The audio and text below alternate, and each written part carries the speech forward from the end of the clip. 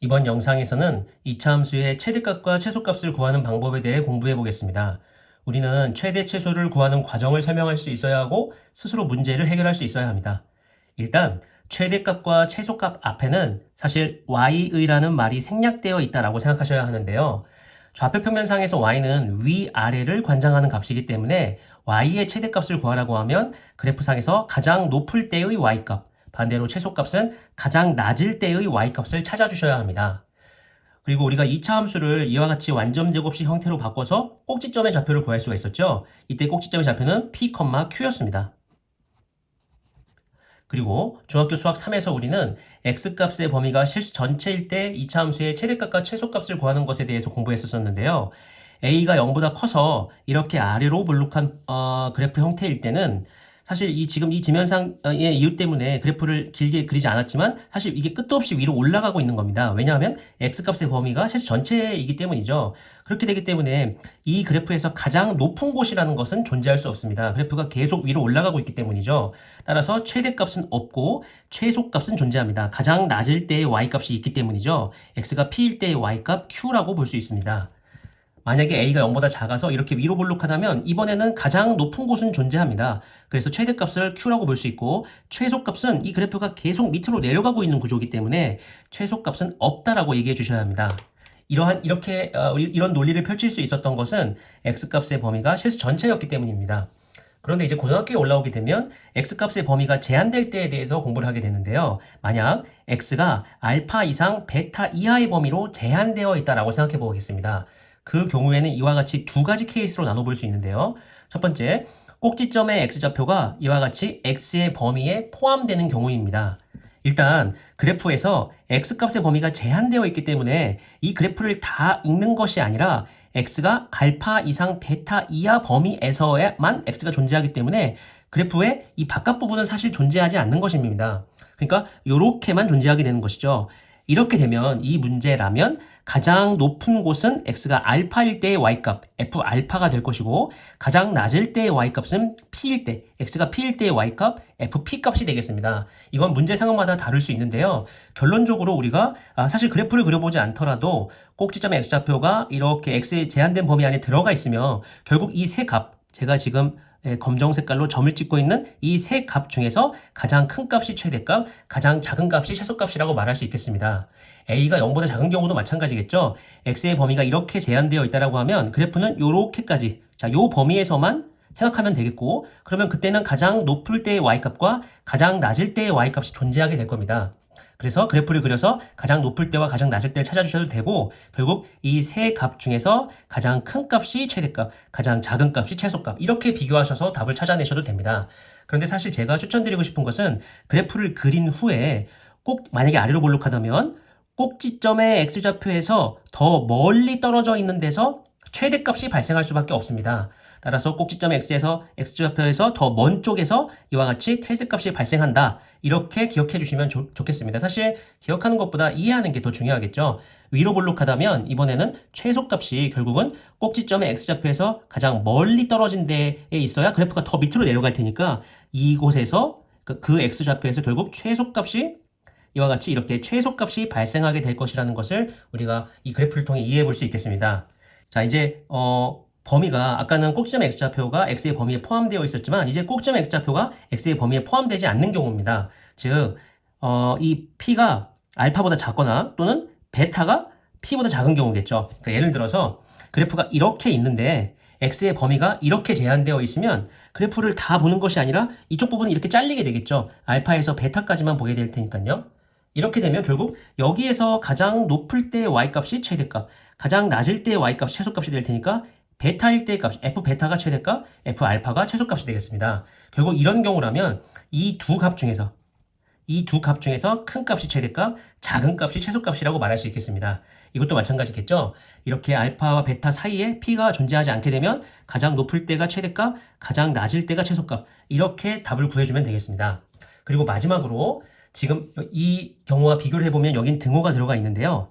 여긴 등호가 들어가 있지 않습니다. 이런 경우에는 어떨까요?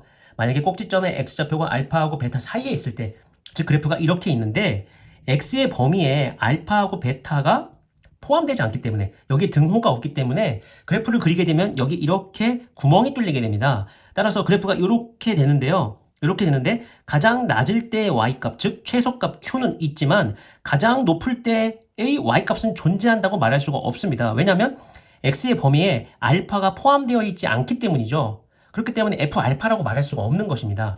그러면 학생 여러분들께서는 선생님 알파 바로 앞쪽에 여기 알파 바로 옆에 있는 이 숫자에서 최대값이 발생하지 않을까요? 라고 말할 수 있겠으나 사실 알파 바로 오른쪽에 있는 수라는 건 존재하지 않습니다. 실수가 워낙 조밀하게 존재하고 있기 때문에 알파의 바로 오른쪽 수라는 것은 존재할 수 없는 것이죠. 따라서 이런 경우라면 최대값은 없고 최소값은 q라고 말씀해 주셔야 합니다. 이런 경우라면 어떨까요? 그렇죠. 최대값이 q이고 최소값이 여기일 것 같지만 베타가 구멍이 뚫려 있기 때문에 최소값은 없는 것입니다. 만약에 이 경우라면 어떨까요? 이 경우라면 지금 양쪽 다 이렇게 구멍이 뚫려 있기 때문에 비어 있기 때문에 최대 최소가 모두 발생하지 않는다는 사실을 알 수 있겠습니다. 자, 이 여러 가지 케이스가 있었는데요. 이걸 토대로 해서 이제 우리가 문제마다 적용하면서 하나하나 풀어보면 되겠습니다. 자, 이거부터 한번 보겠습니다.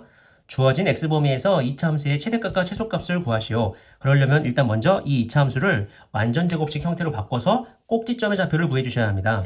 완전제곱식으로 만드는 방법은 x의 개수의 절반의 제곱을 더하고 뺀다입니다. 해보겠습니다. x제곱 마이너스 6x.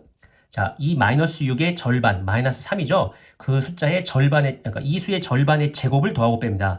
마이너스 3의 제곱이니까 9를 더했다 빼는 것이죠. 그럼 0을 더했으니까 등호에는 변함이 없는 것이죠. 5는 그대로 내려옵니다. 그러면 제가 이렇게 괄호친 여기가 x-3의 제곱으로 완전제곱식 형태로 표현이 되고 여기는 마이너스 4가 되니까 꼭지점의 좌표가 3,-4라는 사실을 알 수 있습니다. 그러면 이 3은 지금 제한된 범위 안에 들어가 있는 형태네요. 그러면 두 가지 방법으로 해결이 가능합니다. 이 식을 fx라고 했을 때 여러분들께서 f0 값과 여기 3이 여기 들어가 있으니까 f3 값과 f4 값을 구해서 이 셋 중에 가장 큰 값이 최대값, 가장 작은 값이 최소값 이렇게 구할 수 있는 것이죠. 실제로 해보면 f0은 5가 될 것이고요. f3은 9 마이너스 18 더하기 5니까 9에다가 5를 더하면 14에다가 마이너스 18이니까 마이너스 4가 되겠네요. F4는 16에다가 5를 더하면 여기다가 4를 집어넣으면 16에다가 5를 더하면 21 여기다가 4가 들어가면 마이너스 24가 되니까 마이너스 3이 되겠습니다. 따라서 최대값은 5 최소값은 마이너스 4 이렇게 얘기할 수 있겠네요. 그런데 사실 이렇게 푸는 것도 가능합니다.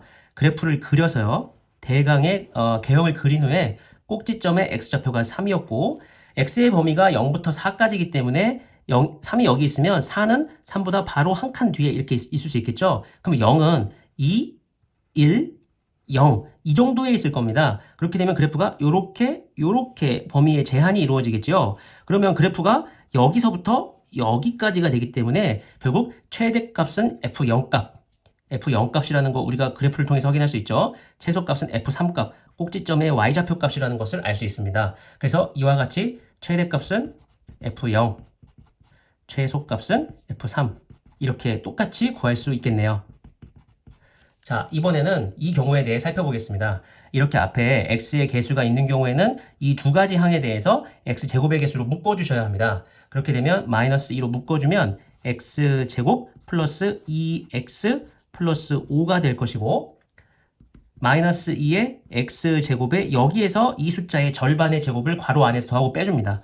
즉 2의 절반이니까 1이죠. 1의 제곱을 더하고 빼면 1 마이너스 1 괄호 닫고 플러스 5 이렇게 되면 이 부분이 완전 제곱식이 되겠네요. 그러면 마이너스 2의 x 플러스 1의 제곱에 이렇게 곱하면 2에다가 5가 있으니까 플러스 7 그러면 꼭지점의 좌표는 마이너스 1,7이라고 할 수 있는데요. 마이너스 1,7 즉 꼭지점의 x좌표가 이 범위 안에 들어가 있지 않기 때문에 첫 번째 방법은 결국 f0과 f1을 구해서 둘 중에 큰 값이 최대값, 작은 값이 최소값 이렇게 구할 수 있는 것입니다. 여기에 0이 들어가면 5 여기에 1이 들어가면 마이너스 6 더하기 5니까 마이너스 1 따라서 이 값이 최대값, 이 값이 최소값 이렇게 구할 수 있겠네요. 하지만 이런 방법도 있습니다. 그래프를 그려보는 것이죠. 아래로 그리면 안 되겠죠? x제곱의 개수가 음수기 때문에 위로 볼록하게 그려주셔야 합니다.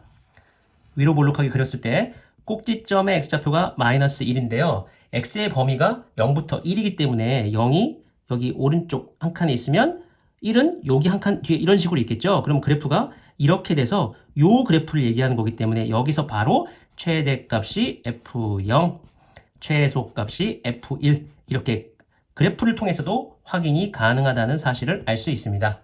활용 문제 한 가지만 더 보겠습니다.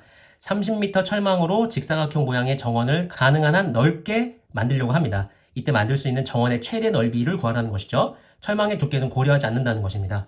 자, 이 지금 점선으로 표시된 게 철망인데요. 이 철망의 전체 길이가 30m입니다. 그러면 이 길이를 x라고 하면 이 길이는 전체 길이가 30이기 때문에 30-x라고 할 수 있겠습니다. 두 개를 더해서 30이 되어야 할 테니까요. 자, 그러면 넓이를 우리가 y라고 해볼까요? 최대 넓이 말고 넓이 자체를 우리가 y라고 생각을 해보면 y는 가로 곱하기 세로기 때문에 x 곱하기 30-x 라고 생각할 수 있는데 여기서 중요한 것은 x의 범위에 제한이 생기게 됩니다.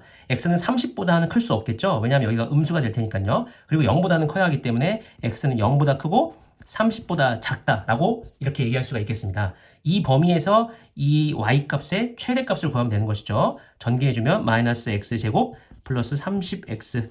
자, 앞에 마이너스로 묶어주면 x제곱에 마이너스 30x의 절반의 제곱을 더하고 빼주셔야 합니다. 그럼 마이너스 15의 제곱이니까 225를 더했다가 바로 빼주시면 되겠습니다.